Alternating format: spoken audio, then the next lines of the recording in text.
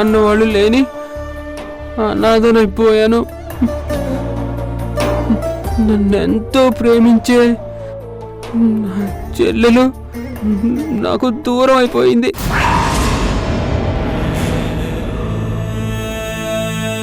అసలు ఎందుకు బతుకుతున్నాను, ఎవరి కోసం బ్రతుకుతున్నానో అర్థం కావట్లేదు.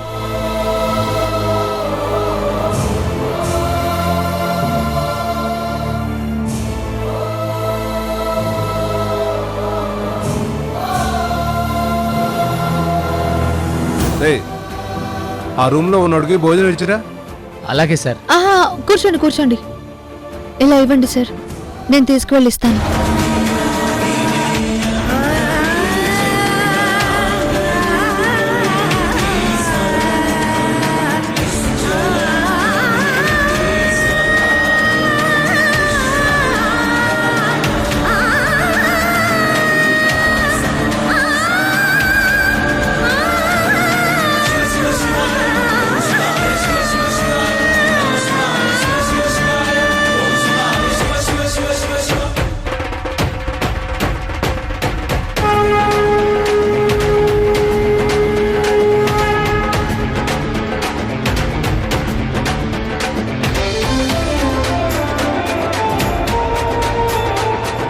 మేడం, భోజనం ఎక్కడికి తీసుకెళ్తున్నారు? రూమ్ లో ఎవరో వ్యక్తి ఉన్నారంట కదా, అతనికి ఇవ్వడానికి తీసుకువెళ్తున్నాను. మీకెందుకు మేడం శ్రమ, ఇలా ఇవ్వండి, నేను తీసుకెళ్తాను.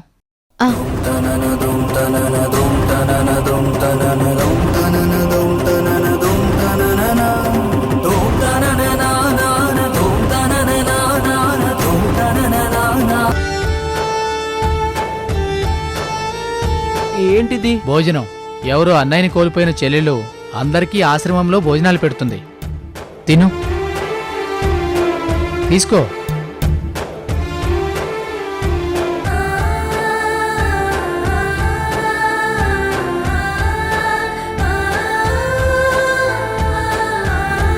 ఈ చెల్లెలెవరో గాని నిండు నూరేళ్ళు చల్లగా బతకాలి.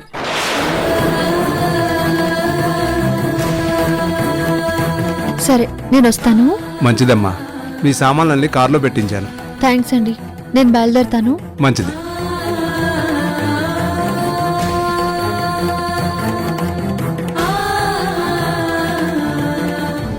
చెల్లి వినవే, నా తల్లి వినవే, నీ అన్నను కాను అమ్మే నేను.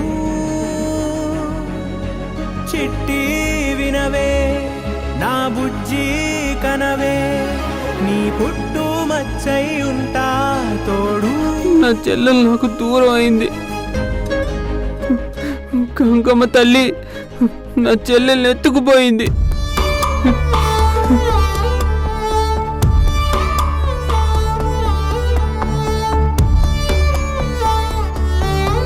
చనిపోయిన మీ అన్న జ్ఞాపకంగా నువ్వు పెట్టిన అన్నాన్ని చనిపోయిన నా చెల్లెలు గుర్తొచ్చి నేను తినలేకపోతున్నాను.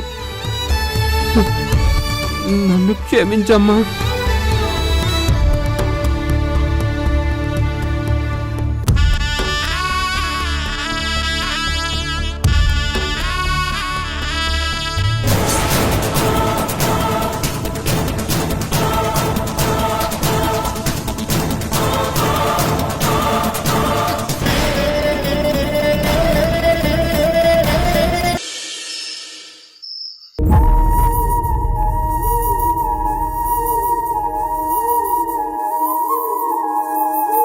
ఇన్నేళ్ల మన దాంపత్య జీవితంలో ఎప్పుడూ తూర్పు పడమరలుగానే ఉన్నా. నేనేం చేస్తున్నా నువ్వు వెనక ఏదో ఒకటి అంటూనే ఉండేదానివి. ఒక్కోసారి కోపంతో, ఒక్కోసారి ఉక్రోషంతో నువ్వు పోట్లాడుతూ ఉంటే నేను నవ్వుకునేవాణ్ణి. ఇప్పుడు నాకు ఆ నవ్వే లేకుండా పోయింది. ఇప్పుడు నువ్వు లేవు, ఈ దెప్పు పొడుపు మాటలు లేవు. లైఫ్ అంతా బోసిపోయినట్టుంది. అందుకే అంటారు, అందుబాటులో ఉన్నప్పుడు మనిషి విలువ తెలియదు అంటారు. అందరంతో దూరం అయిపోయాక తెలుస్తుంది అని. బావగారు, మిమ్మల్ని ఆల్కహాలిక్ చేసేస్తే ఈ ఆస్తి అంతా నా చేతికి వస్తుందని వసుధ చెప్పింది. అందుకే మీకోసం ఈ విస్కీ తీసుకొచ్చాను.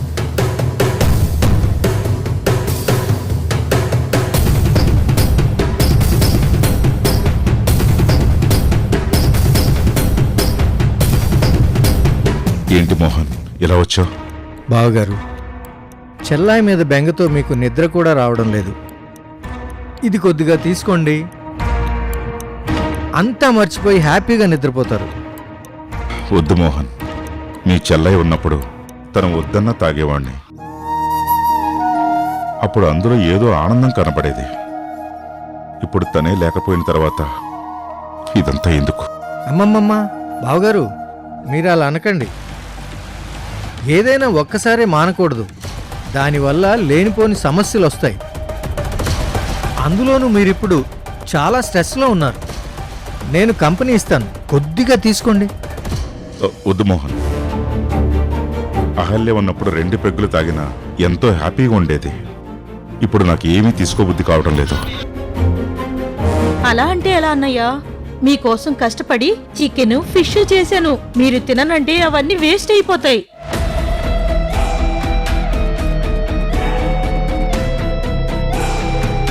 తీసుకో బావా. Sir sir sir sir sir sir వద్దు సార్.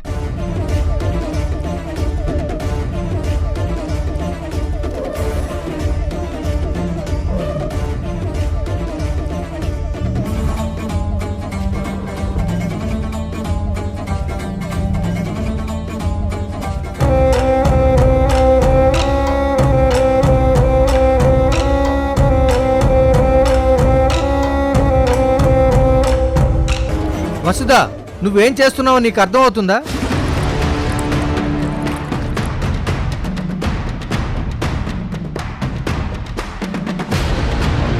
సార్, నన్ను క్షమించండి సార్.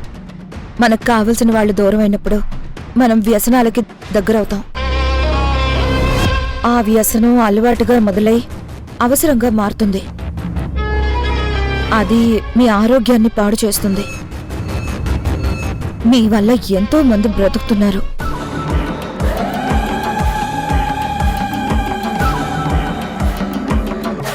మీరు బాగుంటేనే వాళ్ళు బాగుంటారు. అందుకే ఇలా చేశాను. ఇలా చేసినందుకు మీరు నన్ను జాబ్లో నుంచి తీసేసినా పర్వాలేదు, కానీ మీకేం కాకూడదు సార్. మీరు చల్లగా ఉండాలి సార్. ఇప్పటికే బాగా లేట్ అయింది, వెళ్ళి పడుకోండి. పొద్దున్నే పొలం కొన్న చోటికి వెళ్ళి అక్కడ మొక్కలు నాటించాలని చెప్పారు కదా,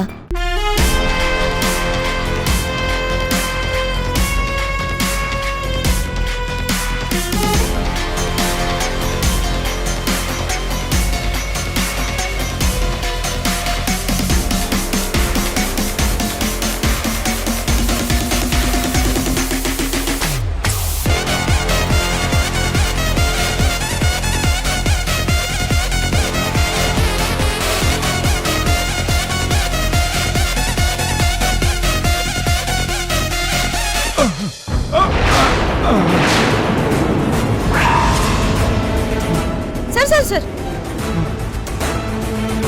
జాగ్రత్తగా నడవండి సార్.